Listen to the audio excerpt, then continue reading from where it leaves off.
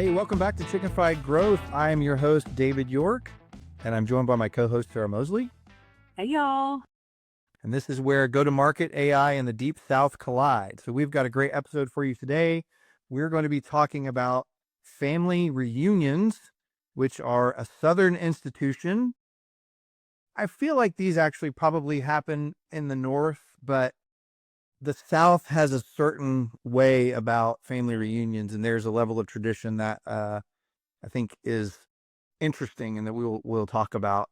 And then we're really going to talk about how storytelling became one of the hottest jobs in go-to-market, which kind of ironic given all of the AI content that has been produced. Yes. So let's get into it. Family reunions. So I will start by this.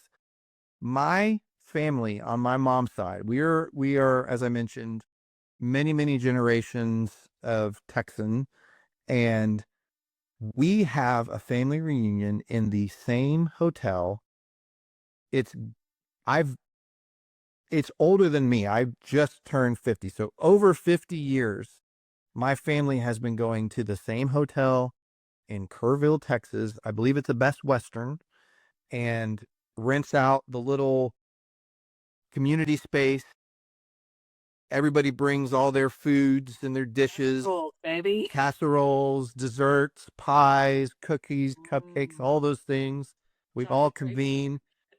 Yeah, chocolate gravy potentially, and spends a week in there. And it's almost always 4th of July weekend that everybody's there. And it starts with my grandmother, God rest her soul, and I think she had 5 brothers and sisters. Oh, wow. So it was 5 or 6. I think it was 6 of them, and then all of their families. And so, my mother, and then all of her then it would be all of their cousins, and then of course all of my second cousins or first cousins twice removed, whatever. That's where it starts to get a little crazy.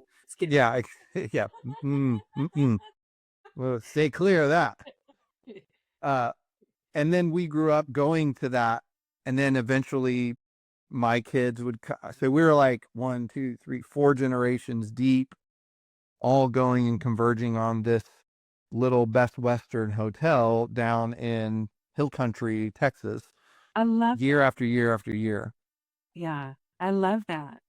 Tell me about your family reunions, Sara. Our family reunions, well, now everybody gets together for funerals for sure and the birth of somebody, but my family is so spread out. And when I say spread out, I mean in years. So my grandmother was actually born in the 1800s. So Dear God. yeah, I know. And my grandfather as well, he was born in I think it was 1873 because he would have been 99 the year I was born. And then my grandmother was born in 1890. So we would always go down to South Alabama where they were all from, and hang out with the relatives down there, which was very interesting because that's where everybody was buried, like on my dad's side of the family. And so a lot of the folks in our family were gone before I could totally remember them, but there are pictures of me, I mean, stair step every year going down to Orville, Alabama, and taking pictures in front of grandma's grave and grandpa's grave. Oh, Posing not some morbid at all. I know, all the weird things about how the South, like people do weird stuff at funerals of like taking pictures with the body and stuff. We were just taking pictures with the grave. But then the other thing that was really unusual is that we had cousins that lived down there. I mean, I always think this now because, we live in a culture where, like your doors, we would show up. They had no idea we were coming. It's before cell phones or even being polite and calling somebody. Knock on the door and be like, hey, we're here. Well, come on in, and we would just go and hang out with them and weird stuff like that. And it amazes me now thinking about that because I'm like, I couldn't imagine just opening my door to somebody and being like, oh, it's been here since I've seen you. Well, and that's it. Cousin Shirley? And cousin Shirley and cousin John and yeah. So and we had one reunion up here in northern Alabama. Probably when I was a teenager was probably the last time everybody all got together because everybody was so old. it was a little hard for folks to travel. But yeah. Oh, So that's a fascinating just side topic because my family is so much younger than your family, and you and I are not far off in age, mm-mm. but I probably because I'm the oldest of Yeah. my dad is the second oldest, my mom is the oldest. So I'm the oldest by, as far as like grandkids, if you will. Right. So I got to see all the, you know, my grandparents were relatively young when I was born, like fit in their 50s. Yeah. Um, so I've had, 40 some odd years with 30 to 40 years with most of my grandparents. So my parents, I'm the baby, were in their 40s when they had me. Gotcha. That I was a surprise child. But at the same time too, my mom had a child every decade. So she had my brother and sister in the 50s, my sister Molly in the 60s, and me in the 70s. All right. Well, Shirley. yeah, exactly. Speaking of Shirley, Yeah. I just remembered that's your mom's name. I was Yeah. not using that when it was cousin Shirley either, but it actually was cousin Shirley. Yeah. Little Shirley Jean. Yeah. So one of the things I remember about family reunions, well, a couple things. One is my great uncles teaching me how to play dominoes on those little fold out tables in that little room that we would rent every time. And you know how those places have like a distinct odor to them? Yes. Like Yeah. this place had that. It had like this distinct, and you would get there and you would like breathe it in and you were like, oh yeah, you would have that smell nostalgia that would come over you. My grandmother's house actually has that too down in Galveston, Texas. Yeah. My cousin bought the house, and there is, when you walk in the back door, there is a distinct odor Grandpa. that is just, yeah, it does. It's just like you literally like get teleported back like 20 years or 30 years when you were a little kid. Mhm. Yeah, fascinating. Another fascinating thing, psychological topic about that. But I remember just sitting there with my great aunts and great uncles, learning how to play dominoes and eating all the casseroles, of course, that were laid out on the folding tables. There would be like two folding tables, and it would have all the food laid out. And then the one thing that we always did, this hotel had a little putting green, and we would, at the last day, like on the Sunday, all the families would go out and take photos on the putting green. So it would be like my grandmother and grandfather, and then all of their kids and grandkids, and so on and so forth. And then the other, her brothers or sisters, then their kids. And then they would do the smaller family, nuclear families. And then of course the one big picture with the 100 or so people that it was all together there. But Awesome. yeah, but we would do that every year, and it was all, and you would just have, to your point, we would have those progressive photos of like, here's us when we were like 2, here's you when you were 3, here's you when you were 4 and 5, and so on and so on and so forth. Yeah. I love that. I love the food too because I always remember my grandmother made an apple cake that was beyond the beyond. It was so good. And she took that recipe to the grave with her. And I've made a million apple cakes since. My sister and I are always trying to find, and we don't know what she did different to it, but she did something different to it. So, but yeah, you remember all the food and just all the comfort of that because it is fun to be around all the relatives and stuff. And the stories, right? The stories Yes. that you get here from the Yeah. great aunts, the great uncles, all of the above, right? You're always teleported back in time to some degree, which, you know, some good, some you're like, I don't know if that's you didn't tell that story. I think that would Is that to myself. Yeah, exactly. Is that story does that pass the sniff test into past the year 2000? I'm not sure. But Yeah. Yeah. So, all right, well, that's a good segue into the second part of this conversation, which is about storytelling, because that is that is something that in the past few months has become a bit of a hot topic in go to market. Thank God. There, as a writer, Sarah is like, you're like, thank you, Lord, for the answer to my prayer. So there's Wall Street Journal put out an article in mid-December that basically was talking about how storytelling is becoming one of the hottest jobs. And there were literally job postings going up with job descriptions where storytelling and storytellers were a part of the job description, and big companies were basically going out and trying to hire people whose main job focus was to be storytellers for their businesses. To tell something creative and original, because, to your point, like, storytelling is what draws people in. Like, when you think back to all the family reunions and stuff, somebody's got the floor, they're telling the story, and if they're a good storyteller, you can hear a pin drop, and everybody's listening, and everybody laughs at the right time or cries at the right moment. Like, you've pulled people to you and you've connected with them. And I think that's been a lot of the problem with AI, is because essentially I feel like in its origins, what they were doing is they would feed it tons of data in order to train it, but also they were trying to prevent plagiarism. So it just was taking things, changing every third or fourth word in order to create this amalgamation. And it just created a lot of sameness, so that you didn't have something that was original. You didn't have something that was creative, and you didn't have something that felt authentic. And people can tell when something's not authentic.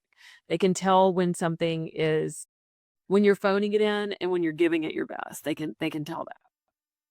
Well, one of the things I've always said is that Gen AI tools are amazing at averaging Yes. because they're predictive engines, right? They're using averages to predict what the next word will be. So your output from a content perspective Yes.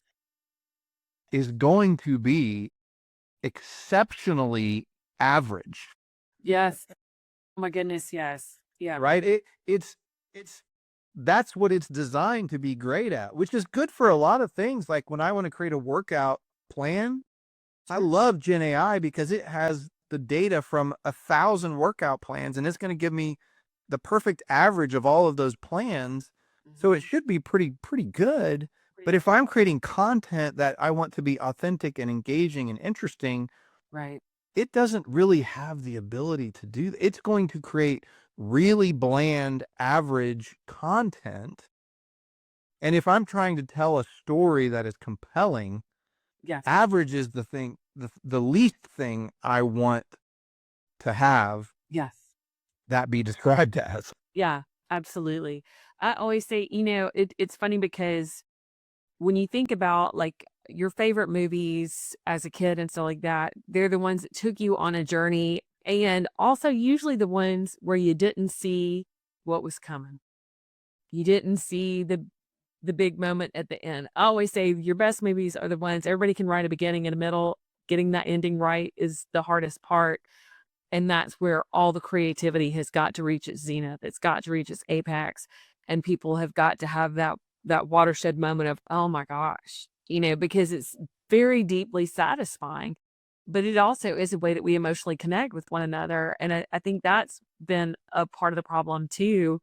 I had a client that had, dropped me earlier this year for, they were just happy for AI to write everything. Well, now they're coming back because they're having problems with the slop that AI is producing, connecting with people on an emotional level. And that's what you want when you're telling a story. People want to connect.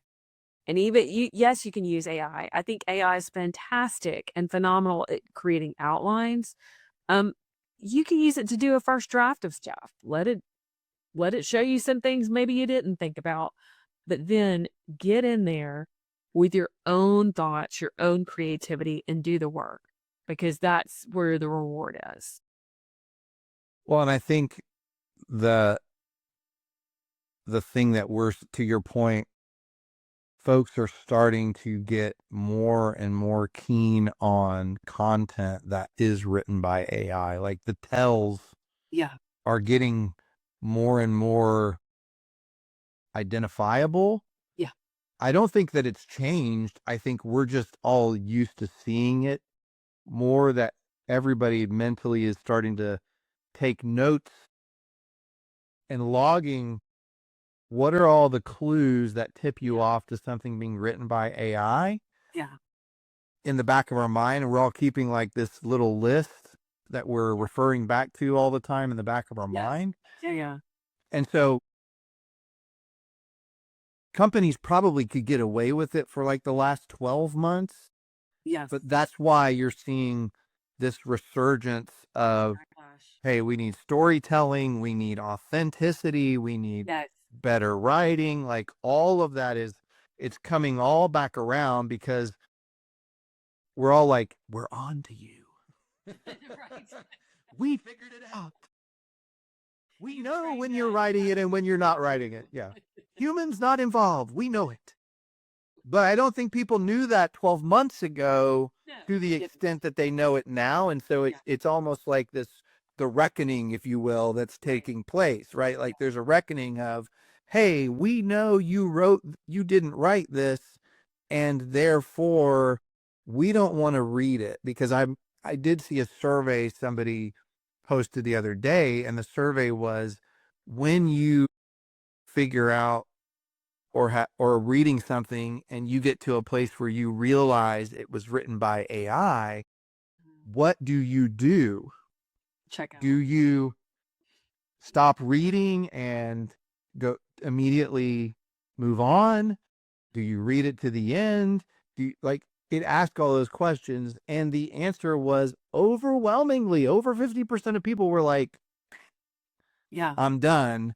I'm stopping. I'm not reading this anymore because I realized it was written by AI. So this storytelling element, and this really just one element of this, but this idea of authentic human communication and storytelling is becoming so much more valuable as we go. I say it like this: when something becomes fully when content, regular baseline average content becomes a commodity,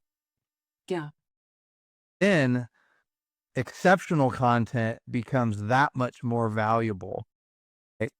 Absolutely. Yes.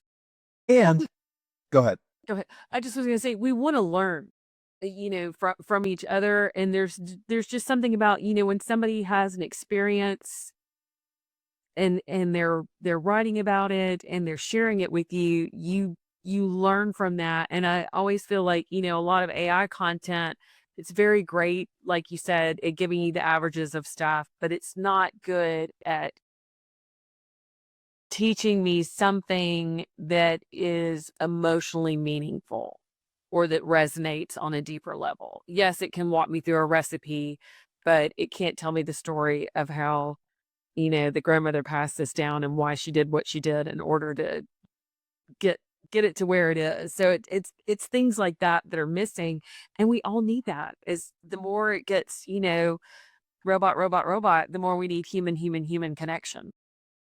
Well, and going back to one of our earlier episodes, like AI would have never come up with the mac and cheese recipe that my Aunt Ruby did. Ruby, that's right. There is no way that AI would have said, go get a can of Cheese Whiz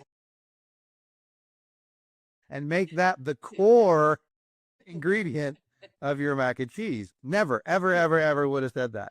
Now, what I will say, the second part of that, not related to the mac and cheese, but I will digress into mac and cheese whenever I get the chance, is that the other side of this is, as we're training AI models and using all of the content on the web to train the model, which, as the more of that is written by AI, the quality of what AI produces is going to get worse and worse and worse because it's being trained by more average content Yes.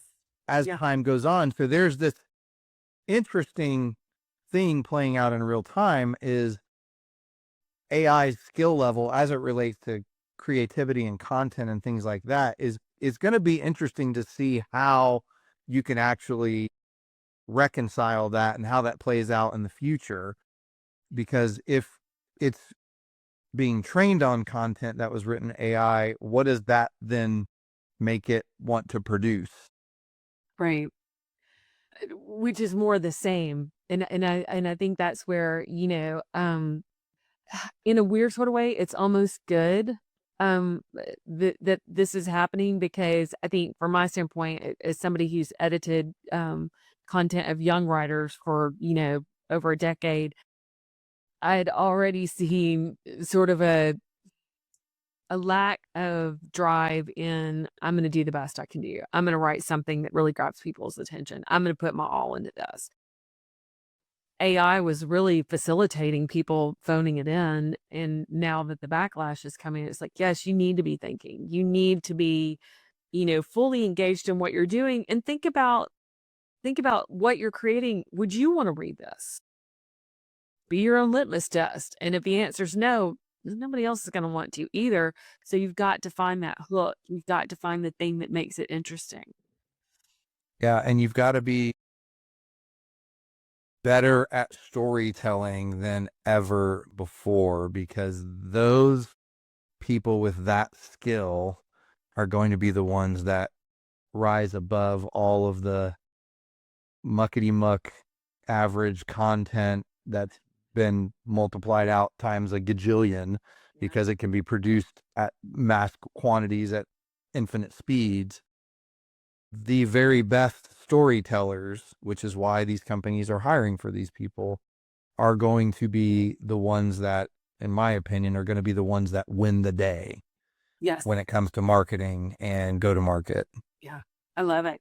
I'm happy for it. Yay. All right. With that, we will call it. Thank you for listening, and we will see you next time. Yeah. Bye, y'all.